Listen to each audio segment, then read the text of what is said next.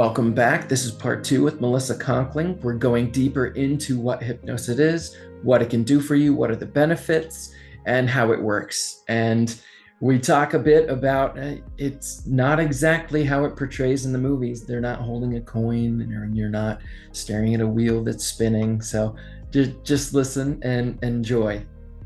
And don't forget, empower your life's quest. Yeah, that's very cool. So now that we kind of talked about that, can you kind of describe the process that you take? Like if I was to sign up as a client right now, what would the process look like? Within hypnosis itself, or yeah. So like if I signed up for a walking through a hypnosis session kind of a thing? Yeah, just an overview of like how things work. So generally when I'm getting on a session with someone, we spend about 15 minutes or so really talking about like what you want to achieve in that session. So I know what I'm going to be saying to you, obviously. So that's usually about 15 minutes or so. It really depends on the person and how open they are, the rapport we have, all that kind of stuff, because rapport is super, super important. Because if people aren't being open with me, I can't give you the right thing back. Like if you're holding back or you just don't want to talk about it, I'm kind of guessing based on what I'm seeing, but I can only do so much if people aren't going to talk back. So I usually have like 15 or 20 minutes of that, like kind of, which is basically them giving me what they want to hear back. Yeah. And then within the session itself, it's usually like we go through an induction that brings you into hypnosis. It's a lot of relaxation techniques that really get your subconscious mind to come forward and your conscious mind to go away. That depends on the person. Like I said, some people go in super fast, some people don't. And it's one of those things that once people are in hypnosis, you don't want to keep bringing them into hypnosis, because then they're more likely to be like, I'm done, I'm already here, let's go. So it kind of like triggers the conscious mind to come back. So you have to kind of be aware of when they're in, and then you begin the therapeutic side of things. And that can be a lot of visualization. It can be direct suggestions. It can be metaphor, all kinds of different things. Really depends on what we're working on, the person, what they're receiving. I usually have it kind of a combination of the 3 or 4 different things and different techniques. And each session can be different. There are lots of different techniques and all that kind of stuff that we use within there, depending on what people are looking to achieve. Wow. So you do the whole script on the fly. So someone could say, I have a fear of flying, and you could find out the root cause, maybe they were in a plane crash when they were young or whatever. And then you put them in and you do the thing right there. You do the hypnosis right there. It's really just like, it's one of those things where it's not like it's starting from scratch every single time. It's kind of like using the same format and filling their words in when and where necessary, adding different things. Like I said, it's that improv, but it is mostly all improv, like very rarely, like even if I'm using a script, I'm ad-libbing throughout that script as needed for a person anyway. Yeah, theater training. Yeah. So the benefits, let's talk about the benefits for a second. So if someone does your hypnosis training, how long does it take for them to see benefits? It can be immediate. It depends on the person, and it depends on what transformation they're looking for. Like I had a session with a client a couple months ago, and we had a session on a Friday morning.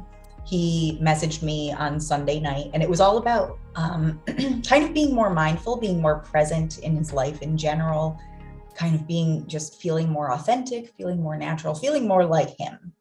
And so that was Friday morning. He messaged me on Sunday night saying he had the best weekend with his family that he had had in ages, and was just able to be super mindful, all that kind of stuff, which is great to hear, because like we kind of went into it more with a focus on his business, but the effect that it had on his family was super profound. Yeah. Because, being yourself naturally is going to come through in all aspects of life, right? So that's That's actually really funny because I was trying to think of how to frame that question. I was thinking about like, what if someone, they come to you with a problem, like he obviously came to you about his relationship with his business. How can he be more conscious and open-minded and receptive and etc. And then he ended up noticing more of it with his family.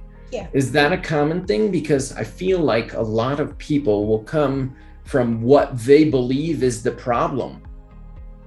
And they'll be like, oh, it's this and this and this. But then once you start diving into it, it's really not that. It's something underlying in that. That's just a condition of what's happening. Is that like super common? Is that like a huge hurdle that you see like all the time? Yes. Oh, I won't say everyone, almost everyone. Like even, wow. Like there are those really tangible results. Like if people come to me for weight loss or quitting smoking, they want to lose weight, which is not going to be something that is immediate. Your body still has to release that weight, and people don't always get that. Like they think that it's just going to make them magically lose 30 pounds in a week. It doesn't quite work that way, unfortunately. But smoking can be immediate. Like I've worked with people where like she has smoked one cigarette after a session and was like, ew, that's disgusting, and hasn't smoked again since. So it can be immediate. Sometimes it slows down. It really depends on the person and their habit with it. But yes, even behind those things that have that really concrete result, people think they know why they're having more trouble losing weight, and they think they know why they smoke. Very often it's something very different.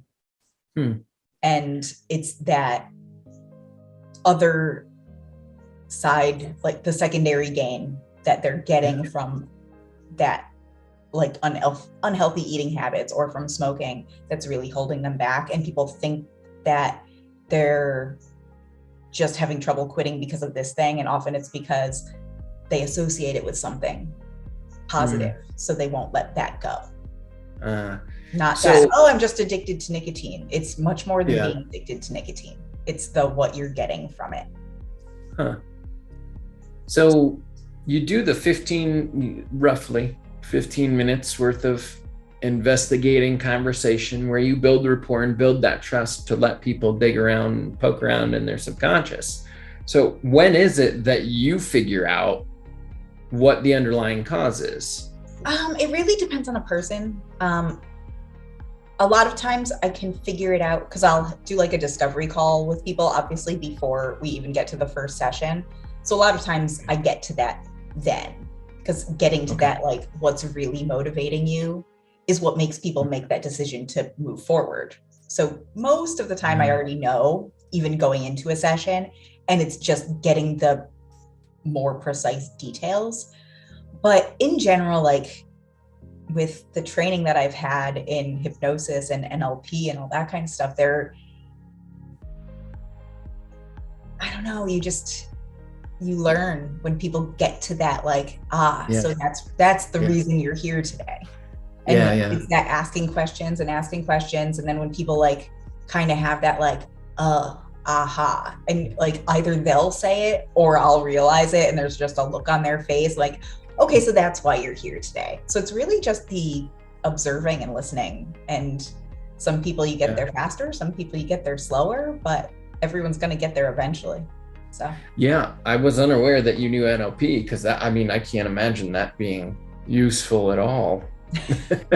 Honestly, I'm sure that's like goes hand in hand. Yeah, a huge factor, just like being able to read their facial expressions and their body language, and like when they finally tell you what the real cause is, and you just notice the whole change in their physiology, and then the way they talk and the way they act and the way everything, and it's just like, there it is. Like, see, that's cool. That's like very specific talent that you have to do that, because you could seriously mess somebody up by doing that, but it just sounds like the benefits are just incredible. So like when you do this, you have the ability to do like broad strokes. And when we talk about broad strokes, what are we talking about? Just like uplifting personality, being a more positive person, or As far as like the more general sessions, Yeah. stuff, a lot of that is like, yes, being more positive, having a more positive mindset, letting go of limiting beliefs, letting go of different subconscious blocks. Because one of the things about subconscious blocks is you can't get too specific about them because they're subconscious and you don't know what they are yet. So that has to be something more generalized. Yeah. And you have to allow, like the client has to allow their subconscious mind to release whatever it is. So those tend to be the more general things. So they're great for group sessions and that kind of stuff because it's going to be general anyway. Like, unless people know that like, I had this one thing happen and it messed me up, then we can go there. But even still, the actual block might be different than what people realize. But most of the time, like when we're feeling stuck and when we're just feeling like we can't get where we want to go, it's that there's something in your subconscious that is holding you back and you don't know what it is. Otherwise, you'd move through it. Like everyone loves to say like, this is the limiting belief I have and I need to get through that so I can move forward, or I have a receiving block and I need to let that go. Like, if you know that you have a block, it's not a subconscious block. It may in fact be a block, but it's not subconscious if you're aware of it. Yeah. So yeah, no, totally. There's always something else underneath the surface that people don't realize. And that's that whole trying to work on it consciously when it's subconscious and you need to go deeper. So yeah, because thinking about it, if you know that you have a block from receiving money, then you could literally just be like, okay, how do I fix it? But really, it's like there's layers underneath. Right. Like you have it, but you don't know the reason why it caused it. Otherwise, it wouldn't be there anymore. So.